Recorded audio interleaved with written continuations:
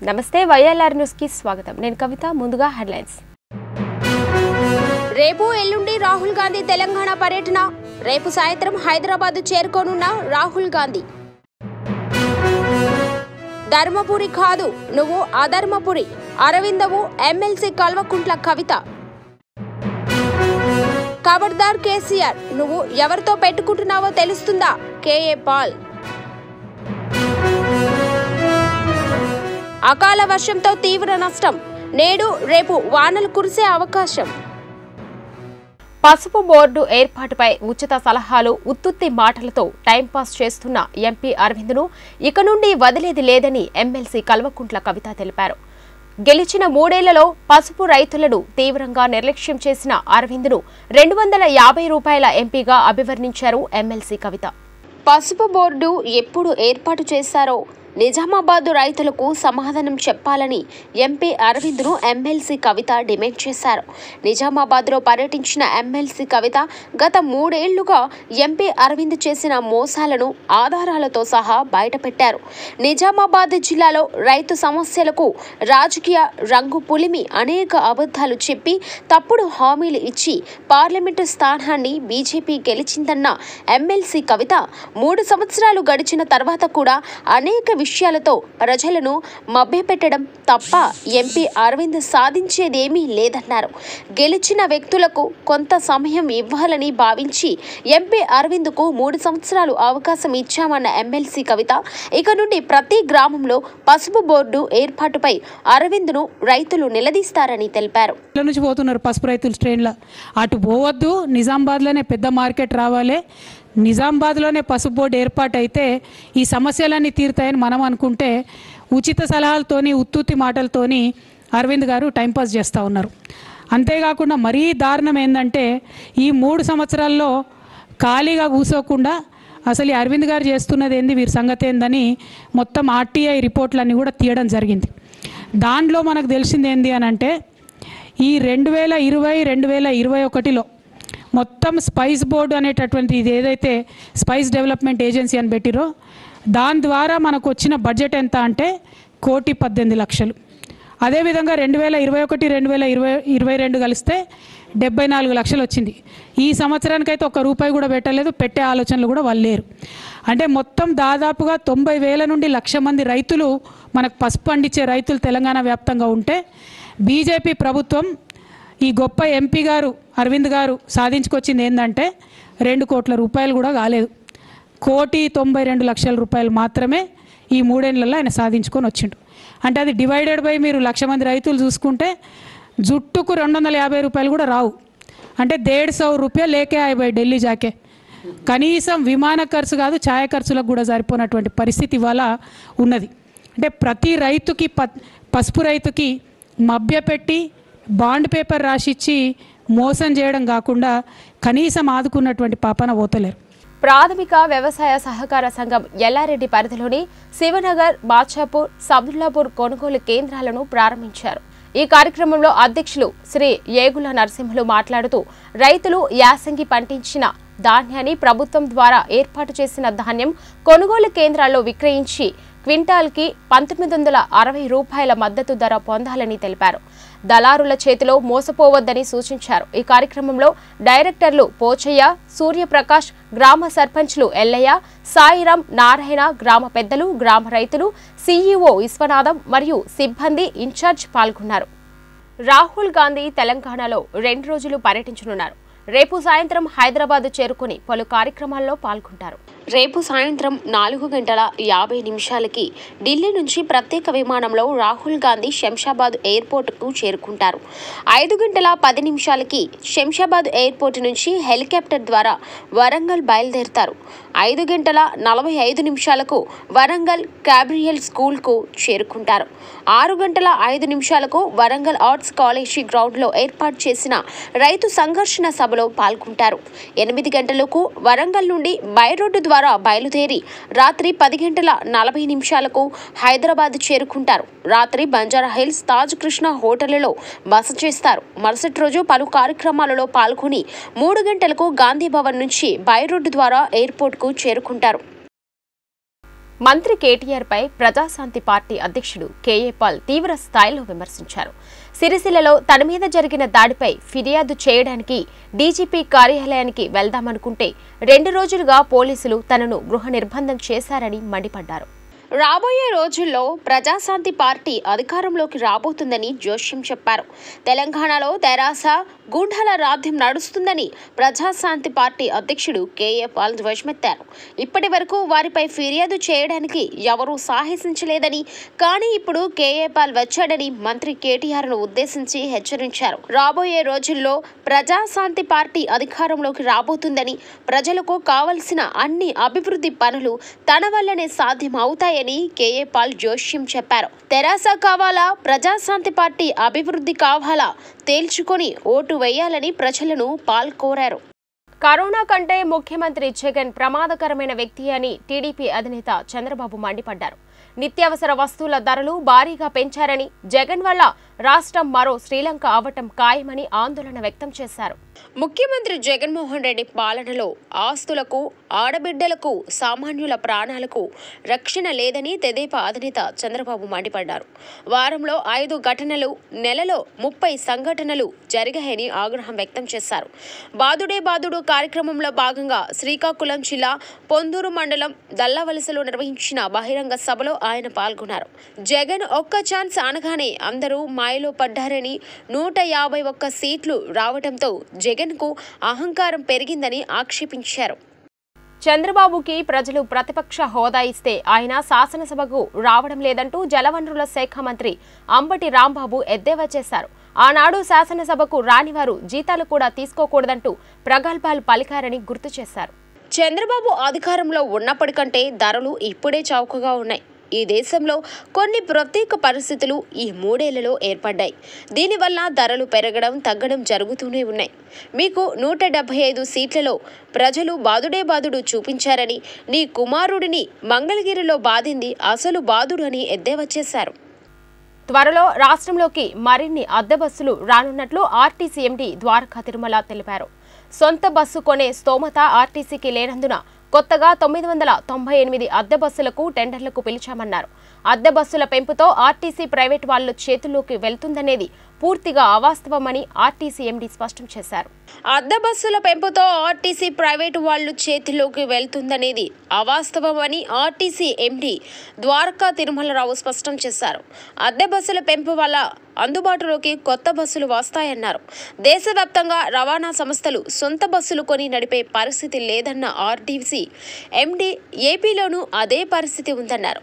అద్దె బస్సుల పెంపు వల్ల ఆర్టీసీకి వాణిజ్యపరంగా లాభమే తప్ప నష్టమేమీ ఉండదన్నారు. మొత్తం ఆర్టీసీలో 32% అద్దె బస్సులు అందుబాటులోకి వస్తాయన్నారు. జగన్ విధానాల వల్లే రాష్ట్రం సతమతమవుతుందని, జగన్ వైఫల్యం వల్లే అంధకార ఆంధ్రప్రదేశ్గా మారిందని టీడీపీ సీనియర్ నేత దూళ్లపాల నరేందర్ విమర్శించారు. రాష్ట్రంలోని పరిశ్రమలకు పవర్ హాలిడే విధిస్తున్నారని, ఉల్లంఘించిన వారికి లక్షల రూపాయల జరిమానా విధిస్తారని మండిపడ్డారు. ఏపీలో విద్యుత్ కోతలు, రోడ్లు సరిగా లేవని కేటీఆర్ చెప్పారని తెదేపా సీనియర్ నేత దూళ్లిపాళ్ల అన్నారు. ఏపీకి బస్సు తీసుకుని వెళ్లి రోడ్ల దుస్థితిని చూపెడతామని చెప్పారు. పరిశ్రమలు 50% విద్యుత్ వినియోగించుకోవాలని ఏపీ విద్యుత్ నియంత్రణ మండలి ఆర్డర్లో స్పష్టంగా ఉందని తెలిపారు. రాష్ట్రంలోని పరిశ్రమలకు పవర్ హాలిడే విధిస్తున్నారని, ఉల్లంఘించిన వారికి ₹1,00,000 జరిమానా విధిస్తారని మండిపడ్డారు.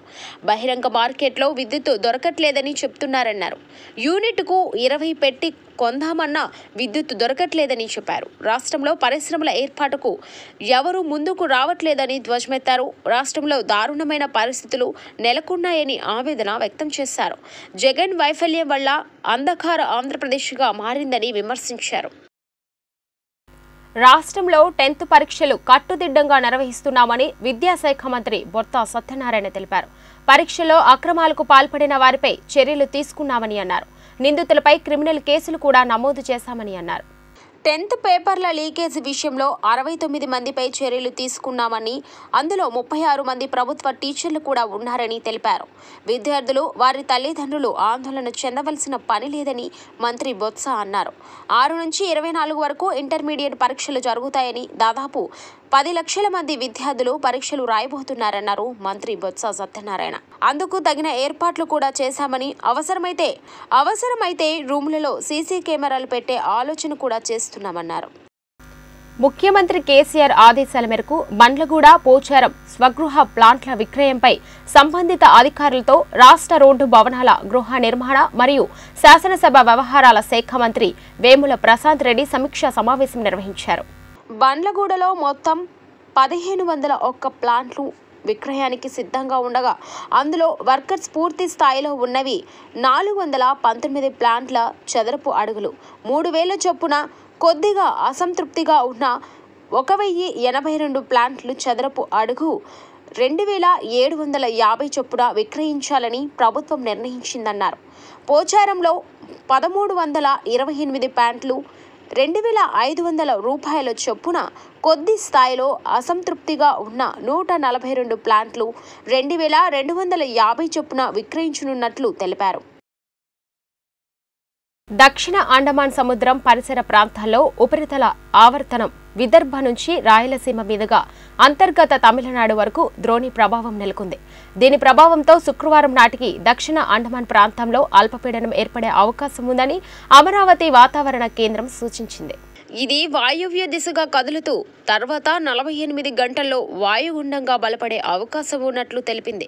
దీంతో గురు, శుక్రవారాల్లో కోస్తా, రాయలసీమ ప్రాంతాల్లో ఉరుములు, మెరుపులతో తేలికపాటి నుంచి ఒక మోస్తరు వానలు కురిసే అవకాశం ఉంది. గంటకు 30 నుంచి 40 కిలోమీటర్ల వేగంతో గాలులు వీస్తాయని వాతావరణ కేంద్రం పేర్కొంది. వైకాపా ప్రభుత్వం విద్యా వ్యవస్థను భ్రష్టు పట్టించిందని కాంగ్రెస్ నేత తులసిరెడ్డి ఆరోపించారు. విద్యార్థుల పట్ల ముఖ్యమంత్రి జగన్ కంస మేనమామల, శకుని మేనమామల తయారయ్యాడని ఎద్దేవా చేశారు. 3, 4, 5 తరగతులను ఎలిమెంటరీ విద్య నుండి విడగొట్టి హైస్కూల్ విద్యలో కలపడం ఒక పిచ్చి తుగ్లక్ చర్య అన్నారు. దీని వలన డ్రాప్ అవుట్స్ పెరిగిపోతున్నాయన్నారు. పాఠశాల విద్యలో తెలుగు మాధ్యమాన్ని రద్దు చేయడం ఒక చారిత్రక తప్పిదమని, దీని వలన మాతృభాష అయిన తెలుగు మృత భాషగా అవుతుందన్నారు. ఓజీ 77 వలన ప్రైవేట్ ఎయిడెడ్ పీజీ కళాశాలల్లో చదివే పేద విద్యార్థులకు విద్యా దీవెన, వసతి దీవెన వర్తించదవని, దీనివలన విద్యా దీవెన విద్యా శాపంగా మారుతుందన్నారు. 10వ తరగతి పరీక్షల్లో లీకేజీలు, మాస్ కాపింగ్లు నిత్య కృత్యమయ్యాయని అన్నారు. విద్యాధనం సర్వధన ప్రధానమని మన పెద్దలు చెప్పారు. అటువంటి విద్యను అందించే విద్యా వ్యవస్థను వైకాపా ప్రభుత్వం భ్రష్టు పట్టించింది. ఒక మాటలో చెప్పాలంటే ముఖ్యమంత్రి జగన్మోహన్ రెడ్డి గారు విద్యార్థుల పట్ల కంస మేనమామగా, శకుని మేనమామగా తయారయ్యారు. 3, 4, 5 తరగతులను ఎలిమెంటరీ పాఠశాల నుండి విడగొట్టి హై స్కూల్లో విలీనం చేయడం అనేది ఇది ఒక పిచ్చి తుగ్లక్ చర్య. దీనివలన డ్రాప్అవుట్స్ పెరుగుతాయి. ప్రత్యేకించి బాలికల డ్రాప్అవుట్స్ పెరుగుతాయి. మరీ ప్రత్యేకించి బలహీన వర్గాల చెందినటువంటి బాలికల డ్రాప్అవుట్స్ మరీ పెరుగుతాయి. పాఠశాల విద్యలో తెలుగు మీడియంను రద్దు చేయడం అనేది ఒక చారిత్రక తప్పిదం. దీనివల్ల భవిష్యత్తులో మధురమైన మన మాతృభాష తెలుగు భాష మృత భాషగా మారిపోయే ప్రమాదం ఉంది. విదేశీ విద్యకు జగన్ ప్రభుత్వం మంగళం పాడింది. పేద విద్యార్థులు కూడా ఉన్నత చదువులు చదవాలి అనే ఉద్దేశంతో కాంగ్రెస్ ప్రభుత్వాలు 2008లో స్కాలర్షిప్స్, ఫీజు రీయింబర్స్మెంట్ పథకాలను ప్రవేశపెట్టడం జరిగింది. జగన్మోహన్ రెడ్డి గారి ప్రభుత్వం వచ్చిన తర్వాత వాటికి పేర్లు మార్చారు. ఈ యొక్క ఫీజు రీయింబర్స్మెంట్ పథకానికి జగనన్న విద్యా దీవెన అని, స్కాలర్షిప్ పథకానికి జగనన్న వసతి దీవెన అని పేరు పెట్టడం జరిగింది. పేరు మార్చినా పర్వాలేదు, కానీ డైల్యూట్ చేయడం జరిగింది. గతంలో కాంగ్రెస్ ప్రభుత్వ హయాంలో పీజీ కోర్సులు చదివే విద్యార్థులు కూడా ఈ యొక్క ఫీజు రీయింబర్స్మెంట్, స్కాలర్షిప్ పథకాలు వర్తించేది. కానీ జగన్ ప్రభుత్వం జీవో 77 రిలీజ్ చేసింది. ఈ జీవో 77 వల్ల ప్రైవేట్ కళాశాలల్లో, ఎయిడెడ్ కళాశాలల్లో పీజీ కోర్సులు చదివే SC, ST, BC, minority, EBC, Kapu, దివ్యాంగుల విద్యార్థులకు ఈ విద్యా దీవెన, వసతి దీవెన వర్తించవు. దీనివలన పేద విద్యార్థులు ఉన్నత విద్యకు దూరం అవుతారు. ఆఖరికి 10వ తరగతి పరీక్షలు కూడా అటు లీకేజీ లేకుండా, మాస్ కాపింగ్ లేకుండా నిర్వహించలేని దుస్థితిలో వైకాపా ప్రభుత్వం ఉంది. కాబట్టి కాంగ్రెస్ పార్టీ తరఫున మా డిమాండ్లు: 1. విద్యాశాఖ మంత్రి వెంటనే రాజీనామా చేయాలి 10వ తరగతి పరీక్షలు సక్రమంగా నిర్వహించినందుకు. 2. జీవో 77 ఉపసంహరించుకోవాలి. తెలుగు మీడియంను రద్దు చేస్తూ నిర్ణయాన్ని ఉపసంహరించుకోవాలి. 3, 4, 5 తరగతుల విలీనాన్ని, హైస్కూల్ విలీనాన్ని ఉపసంహరించుకోవాలి. విదేశీ విద్యకు నిధులు ఇవ్వాలి. తమ తల్లిదండ్రుల ఆస్తిని బంధువులు అన్యాయంగా ఆక్రమించుకున్నారని ఒక కుటుంబం ఆందోళన వ్యక్తం చేస్తుంది. అధికారులు తమకు న్యాయం చేయాలని ఆ కుటుంబ సభ్యులు విజ్ఞప్తి చేస్తున్నారు. మెదక్ జిల్లా మూసాయిపేట మండల కేంద్రానికి చెందిన గుడ్డి బోధయ్య అనే వ్యక్తికి 3 కుమార్తెలు. 2000 సంవత్సరంలో బుడ్డి బోధయ్య అతని భార్య చనిపోయారు. వారి ఆస్తికి వారసులైన ధనలక్ష్మి, పద్మ, వరలక్ష్మి అనే కూతుళ్లకు చెందవలసి ఉండగా తమ చిన్నాన్న గుడ్డి రామయ్య, కృష్ణ అనే వ్యక్తులు తమ ఇంటిని కబ్జా చేశారని, తమ పొలం సైతం ఇతరులకు అందజేశారని ఆరోపించారు. తమకు న్యాయంగా రావాల్సిన ఆస్తిని అధికారులు చొరవ తీసుకొని అప్పగించాలని విజ్ఞప్తి చేశారు. తమకు న్యాయం చేయాలని వారు అధికారులను కోరుతున్నారు.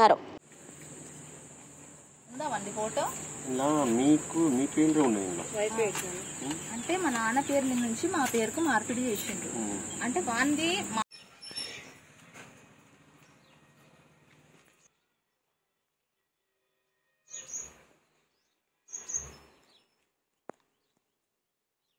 మేము గుడ్డి బుదయ్య బిడ్డలము. ధనలక్ష్మి, పద్మ, వరలక్ష్మి. మాసాయిపేట మండలము, మాసాయిపేట విలేజ్, మెదక్ జిల్లా. ఇక్కడ మాసాయిపేటలో మా ఇల్లు ఉంది, మా నాన్న ఇల్లు ఉంది. మా నాన్న 2000లో చనిపోయారు. సడన్గా మా అమ్మ, నాన్న ఇద్దరు చనిపోవడం జరిగింది. అది మా చిన్నాన్న వాళ్ళు గుడ్డి రామయ్య, గుడ్డి కృష్ణ మా తమ్ముడు వాళ్ళు ఆక్రమించుకోవడం జరిగింది. దొంగతనంగా తాళం ఉన్న ఇంటికి తాళం పగలగొట్టేసేసి అందులో డోర్ చేసుకుని ఉంటున్నారు. మళ్ళీ దొంగతనంగా గ్రామ పంచాయతీ ఆఫీస్లో ఆయన పేరు రాయించుకోవడం జరిగింది. అది తెలిసిన తర్వాత మేము ఈ 4 ఏళ్ల నుంచి తిరుగుతున్నాము. అది తెలిసిన తర్వాత మేము మా పేరు మీద మార్పిడి చేయించుకున్నాం ఇల్లు. ట్యాక్స్ కూడా కట్టాము. అన్ని ఎవిడెన్స్ ఉన్న తర్వాత కూడా ఇంటికి వెళ్ళి మామూలు ఇవన్నీ లేకముందు సర్పంచ్ గారిని అప్లోడ్ చేశాము. సర్పంచ్ గారిని అప్లోడ్ చేసి ఇంటికి వెళ్ళి అడిగితే కూడా మీవేమీ లేవే అన్నారు. సర్పంచ్ గారిని అడిగితే సర్పంచ్ గారు చెప్పినా కూడా వాళ్ళ ఎవిడెన్స్లు ఉన్నాయి, వాళ్ళకి ఇచ్చేయండి అంటే కూడా ఆయన మాట వినట్లేదు. కులంలో కూడా పెట్టినాము. 4 times పెట్టినాక కూడా కులంతో అవసరం లేదని రాలేదు, పంచాయతీలోకి రాలేదు. తర్వాత పోలీస్ స్టేషన్ వెళ్ళడం జరిగింది. పోలీస్ వాళ్ళు కూడా చెప్పినారు అన్ని ఎవిడెన్స్లు ఉన్నాయి అనేసి. చెప్పినాక కూడా వాళ్ళు రావడం లేదు. మేము ఊర్లోకి వస్తే పెట్రోల్ వేసి తగలబెడతాము, ఎవరు సపోర్ట్ చేస్తే వాళ్ళని ఇబ్బంది పాలు చేస్తాము, ఎవరు సపోర్ట్ చేయొద్దు అని దౌర్జన్యానికి దిగుతున్నారు. మా ప్రాణాలకు కూడా హాని ఉంది, మాకు సపోర్ట్ చేసిన వాళ్ళకు కూడా హాని ఉంది. దీంతో పాటు మా పొలం కూడా ఆక్రమించుకొని వేరే వాళ్ళకి అమ్మడం జరిగింది. ఇనాం భూమి ఒకటి అమ్మేసినాడు, దాని డబ్బులు కూడా ఇవ్వాలి అని అడిగితే దాని డబ్బులు కూడా ఇవ్వట్లేదు. ఇట్లా దౌర్జన్యానికి దిగినారు. ఇంత చేసిన తర్వాత కూడా మేము ఎంత మంచిగా ఉన్నా కూడా ఆడపిల్లలమని మాకు బ్రదర్స్ లేరు అనేసి ఈ విధంగా బాగా దౌర్జన్యం చేస్తున్నారు. మాది మాకు ఇప్పించగలరని అందరికీ విజ్ఞప్తి. మెదక్ డిస్టిక్. మా నాన్న గుడ్డి బుదయ్య, మా అమ్మ పేరు గుడ్డి రాజమ్మ. ఇద్దరు ఒకటేసారి చనిపోయినరండి. మేము 3 ఆడపిల్లలమే. మాది మా చిన్నది ఎప్పుడో పంచుకున్నారు. మా ఆస్తి వాళ్ళు కబ్జా చేసుకుని గ్రామ పంచాయతీ రికార్డ్స్ లో కూడా గుడ్డి కృష్ణ అనే వ్యక్తి మా తమ్ముడు ఆయన పేరు రాపించుకున్నాడు. అది కూడా మేము కలెక్టర్ దగ్గరికి వెళ్లి మళ్ళీ మార్పిడి చేసుకున్న తర్వాత కూడా మాది మాకు ఇవ్వడం లేదు, దౌర్జన్యం చేస్తుంటూ. ఆయన MRPS లో ఉంటాడని అది అండ చూసుకొని మా పైకి పెట్రోల్ పోస్తా, మీరు రావద్దు ఊర్లకు, అది ఇదని చాలా గలీజ్ గా మాట్లాడుతున్నాడు. మాకు మాత్రం ఎట్లయినా మన న్యాయం జరగాల.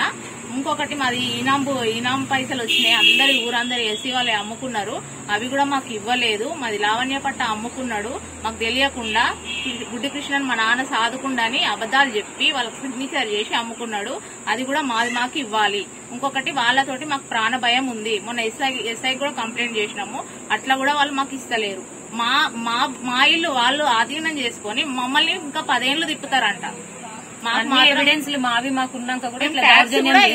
మేము ట్యాక్స్ కూడా పే చేసినాము. మాకు కలెక్టర్ నుంచి లెటర్ కూడా వచ్చింది, అయినా మాకు ఇస్తలేదు. మాకు మాత్రం న్యాయం జరగాల. దయచేసి ఆడపిల్లలమని కొంచెం మీరందరన్నా మాకు న్యాయం చేయాలి. అబ్బాయి గుడ్డి కృష్ణ ఏమంటాడంటే మాకు ఎమ్మెల్యేలు తెలుసు, కేసీఆర్ తెలుసు, ఎవ్వరు ఏం చేయలేరు మమ్మల్ని, మీరు ఎక్కడికి పోయినా ఏం కాదు, మాకు భయం లేదని చెప్తాడు. ఛత్తీస్గఢ్ అటవీలో సహజసిద్ధంగా దొరికే అడ్డా ఆకులు తెంపి వాటితో ఈకో ఫ్రెండ్లీ విస్తరాకులు తయారు చేస్తూ తాము ఉపాధి పొందుతూ మరికొంతమందికి ఉపాధి కల్పిస్తున్న మహిళా గ్రూపుపై Q6 న్యూస్ ప్రత్యేక కథనం. మెదక్ జిల్లా నర్సింగి మండలం జెప్తి శివనూరు గ్రామంలో గ్రామీణ పేదరిక నిర్మూలన సంస్థ ఆధ్వర్యంలో వివిధ డ్వాక్రా మహిళా సంఘాల నుండి 2 మహిళలను తీసుకొని 15 మందిని దుర్గాభవాని గ్రూపుగా ఏర్పాటు చేసి లీడర్లుగా లావణ్య రజితలను ఎన్నుకొని ఫారెస్ట్ వారు మరియు DRDA జిల్లా కలెక్టర్లు కలిసి సంస్థ ఏర్పాటు చేశారు. వీరికి ఫారెస్ట్ వారు 3,50,000 విలువ గల మిషన్, 4 కుట్టు మిషన్స్, ఛత్తీస్గఢ్ రాష్ట్రంలోని అటవీ ప్రాంతంలో పండించే అడ్డ ఆకును వారే అందజేశారు. ఆ ఆకులను దుర్గాభవాని గ్రూప్ మహిళలు 15 మంది కలిసి గ్రామీణ అభివృద్ధి సంస్థ ఆధ్వర్యంలో విస్తరాకుల ప్లాంట్ ఏర్పాటు చేసుకుని ఆకులను కుట్టి బంబెట్ విస్తరాకులు తయారు చేస్తున్నారు. దీనివల్ల 15 మంది మహిళలు ఉపాధి పొందుతూ కరోనా సమయంలో కుటుంబ పోషణకు తోడయ్యామని తెలిపారు. పర్యావరణానికి ఎలాంటి నష్టం వాటిల్లకుండా ఆరోగ్యం కూడా బాగుంటుందని ఆకులతో విస్తరాకులు తయారు చేసి మంచి ఆదాయాన్ని పొందుతున్నారు. ఈ గ్రూపులో 15 మంది మహిళలు ఉండగా వారంతా కూడా ఒక్కో మహిళ రోజుకు 150 విస్తరాకులు కుడుతున్నామని, తాము ఉపాధి కల్పించడమే కాకుండా మరికొంతమందికి ఉపాధి కల్పిస్తున్నారు. ఏడుపాయల దుర్గాభవాని జాతరకు 1000 ఇస్తర్లకు సప్లై చేశామని అన్నారు.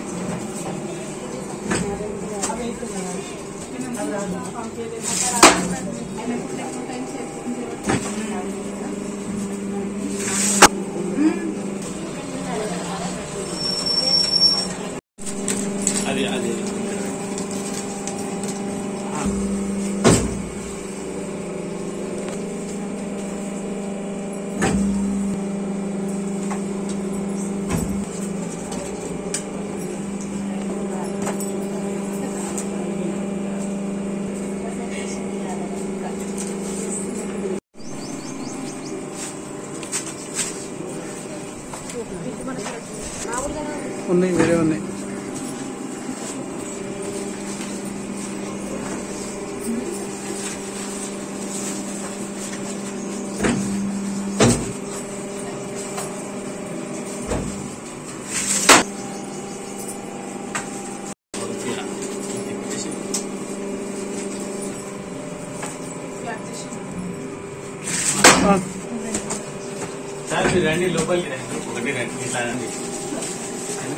తీసుకురావడానికి కారణం ఏంటి అంటే ప్లాస్టిక్ పేపర్లలో తినడం వల్ల ఆరోగ్యాలు చాలా హాస్పిటల్ పాలు కావడం జరుగుతుంది.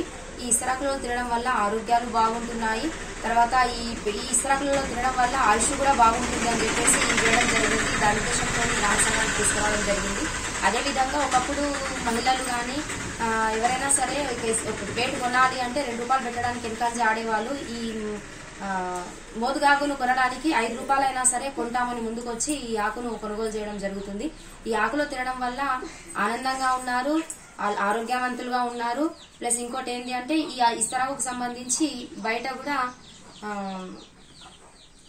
మంచి గుర్తింపు ఉంది. వేరే గ్రామాల నుండి కానీ మండలం నుండి కానీ ఇక్కడికి ఇస్తరాకులు తీసుకోవడానికి చాలా మంది రావడం జరుగుతుంది. నార్సింగ్ మండలంలో నేను సీసీగా పనిచేస్తున్నాను. జగదీశ్వర గ్రామ సంఘంలో మహిళలతో మాట్లాడినప్పుడు వాళ్ళు మా గ్రామానికి ఏదైనా ఉపాధి కల్పించమని అడగడం జరిగింది. వాళ్ళతో మాట్లాడుతుంటే వాళ్ళ అగరబత్తీలు తయారు చేయడం కానీ, అగ్గిపెట్టెలు తయారు చేయడం కానీ, ఇస్తరాకులకు సంబంధించింది కానీ మాకు ఎలాంటి ఉపాధి కల్పించినా మేము కూర్చొని చేయగలుగుతాము అని చెప్పేసి వాళ్ళు చెప్పడం జరిగింది. దాంతోపాటు మేము మా పీడీ సార్ గారి దృష్టికి తీసుకెళ్ళి అక్కడ నుండి ఆర్డర్స్ తీసుకొచ్చి మేము ఫారెస్ట్ దగ్గరలో ఉంది కాబట్టి వీటి ద్వారా వాళ్ళకు ఆకులు తీసుకొచ్చి ఇక్కడ మిషన్స్ ఏర్పాటు చేసి 15 మందికి సంబంధించి ఒక సంఘం ఏర్పాటు చేసి వీళ్ళ ద్వారా ఉపాధి కల్పించి రోజుకు 100 నుండి 150 ఇస్తరాకులు కుట్టించడం జరుగుతుంది.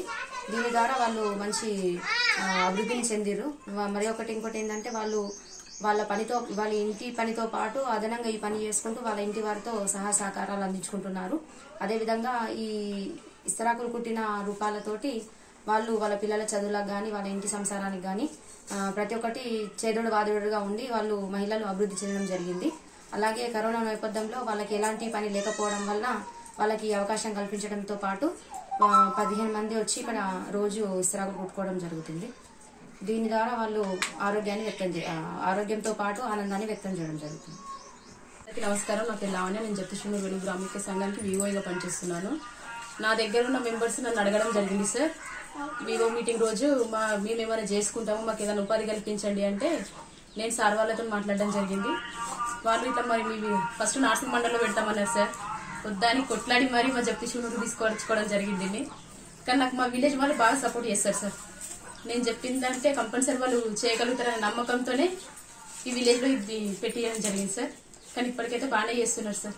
వాళ్ళకైతే ఉపాధి కల్పించుకుంటారు అంటున్నారు సార్. ఇప్పుడు ఇంకేదన్నా ఉంటే చెప్పు, మేము కూడా చేస్తాం అంటున్నారు. ఇప్పుడు నాకు కూడా మేడం వాళ్ళు చెప్పారు అగరబత్తులు తయారు చేయడానికి ఎవరైనా వస్తారా అని అడుగుతుంది. కానీ అది కూడా పెట్టిస్తాను సార్ మా విలేజ్ లో. నా పేరు అశోక్, నేను నార్సింగ్ మండలి ఏపీగా పనిచేస్తున్నాను. అయితే ప్రతి గ్రామంలో గ్రామీణ సంఘ మీటింగ్ జరిగేటప్పుడు గ్రామంలో ఉన్న ఎస్ఎస్జి గ్రూప్ లీడర్లు అందరూ వచ్చి ఆ యొక్క గ్రామీణ సంఘ మీటింగ్లో పాల్గొనడం జరుగుతుంది. అందులో భాగంగా ఒక రోజు గ్రామీణ సంఘ మీటింగ్లో ఈ ఉపాధి గురించి డిస్కషన్ అయింది. అందులో మా యొక్క గ్రామంలో ఇట్లా మోతకాకులు పక్కగా ఫారెస్ట్ దగ్గరలో ఉంది కాబట్టి మోతకాకులు తెచ్చి ఇసరాకులు తయారు చేస్తున్నామని చెప్పడం జరిగింది. అయితే ఆ యొక్క విషయాన్ని ఏం చేసినామంటే మా యొక్క అడిషనల్ డిఆర్డిఓ గారికి చెప్పడం జరిగింది. అయితే వాళ్ళు ఏం చేసినారంటే ఒకరోజు మా యొక్క గ్రామాన్ని సందర్శించిన తర్వాత వాళ్ళు చూశారు ఏం చేస్తారు అని ఆ యొక్క గ్రూప్ మెంబర్ని అడగడం జరిగింది. వాళ్ళు ఏమన్నారంటే సార్ ఇట్లా మేము మోతుతోటి ఇసరాకులు తయారు చేసుకుంటున్నామని చెప్పడం జరిగింది. అందులో భాగంగా వాళ్ళు ఏం చేశారంటే కలెక్టర్ గారికి చెప్పడం జరిగింది. పలానా మండలంలో ఉన్న నార్సింగ్ మండలంలో జగదీశ్వరలో మోతకాకులతో ఇసరాకులు తయారు చేసుకొని చెప్పడం జరిగింది. ఇప్పుడు కలెక్టర్ గారు ఏమన్నారంటే ఫారెస్ట్ డిపార్ట్మెంట్కి ప్లస్ మన డిఆర్డిఓకి టైఅప్ చేసేసి ఒక ఇస్తరాకులకు సంబంధించిన మిషన్ ఇవ్వడం జరిగింది. వాటికి వచ్చేసి 3,50,000 రూపాయలతోటి ఇస్తరాకుల మిషన్ ఇవ్వడం జరిగింది. దాని ద్వారా ఆ యొక్క మళ్ళీ గ్రూప్కి ఒక 15 మంది గ్రూప్ని ఏర్పాటు చేసాం. అంటే వివిధ గ్రూపుల నుంచి ఒకళ్ళు ఇద్దరిని తీసుకొని 15 మందిని కలిపి ఒక దుర్గా గ్రూప్ అని ఒక ఏర్పాటు చేయడం జరిగింది. దాని ద్వారా ఆ యొక్క గ్రూప్ ఉన్న మెంబర్లకి మళ్ళీ ఆ యొక్క ఫారెస్ట్ డిపార్ట్మెంట్ నుంచి వచ్చి వాళ్ళకి ట్రైనింగ్ ఇవ్వడం జరిగింది. అంటే పిట్ మిషన్లు ఒక 4 ఇచ్చారు, తర్వాత 2 మిషన్లు ఇచ్చారు. ఒకటి టిఫిన్ మిషన్ ఒకటి ప్లస్ మళ్ళీ బఫింగ్ సిస్టమ్ సంబంధించింది. ఆ తర్వాత వాళ్ళకి ఏం చేసినారంటే ఒక 2 days వరకు ట్రైనింగ్ ఇచ్చారు, ఎట్లా కుట్టాలి ఏ విధంగా కుట్టాలని చెప్పేసి ట్రైనింగ్ ఇవ్వడం జరిగింది. ఇచ్చిన తర్వాత ఒక 15-20 days తర్వాత 5,000 వరకు మేము ఈ 15 members ఒక 5,000 వరకు ఈ ఇస్తరాకులు తయారు చేయడం జరిగింది. తర్వాత ఆ ఫారెస్ట్ డిపార్ట్మెంట్ వాళ్ళు వచ్చేసి వాళ్ళు కొనుక్కోవడం జరిగింది. అంటే ఈచ్ ఒక ఇస్తరాకి 5 rupees వరకు 5,000 వరకు తీసుకోవడం జరిగింది. ఆ తర్వాత మళ్ళీ ఏం చేసిన అంతలో మనకి దుర్గా భవన్ వాళ్ళ జాతర వచ్చింది. వచ్చినప్పుడు ఏం చేసారంటే మళ్ళీ మేము ఇట్లా డిఆర్డిఓ గారు చెప్పినాం సార్ ఇట్లా మా దగ్గర ఇస్తరాకులుగా 15,000 వరకు చేసినాం సార్ అంటే వాళ్ళు ఏం చేసినారంటే కలెక్టర్ గారితో మాట్లాడి మనకి ఒక ఏటపాయల దుర్గా భవన్ జాతరకి ఒక 10,000 వరకు మనకి ఇస్తరాకులు కావాలి అని చెప్పేసి ఒక లెటర్ తీసుకోవడం జరిగింది. ఆ ద్వారా మనము చేసిన ఇస్తరాకులు మొత్తము మనం ఆ యొక్క జాతరకు పంపించడం జరిగింది. ఆ విధంగా ఆ గ్రూప్ మెంబర్కి అందరూ కూడా ఉపాధి కల్పించడం జరిగింది. ఈ ఒక్క రోజు ఒక మెంబర్ ఒక 100 నుంచి 150 వరకు కుట్టడం జరుగుతుంది. అట్లా గ్రామంలో ఉన్న 15 members కలిసి ఒక గ్రూప్ ఏర్పాటు చేసుకుని ఆ గ్రూప్ లో ఉన్న ప్రతి మెంబర్ కూడా ఉపాధి కల్పించడం జరిగింది. ఆ విధంగా వాళ్ళు మేము బయట కూలికి పోకుండా ఇక్కడే పని చేసుకోవడం వల్ల మాకు కొంచెం ఉపాధి హామీ దొరికింది అని వాళ్ళు సంతోషం వ్యక్తం చేయడం జరిగింది. ఇవి ఈ బులెటిన్ అప్డేట్స్. మరో బులెటిన్లో మరిన్ని అప్డేట్స్తో మళ్ళీ కలుద్దాం.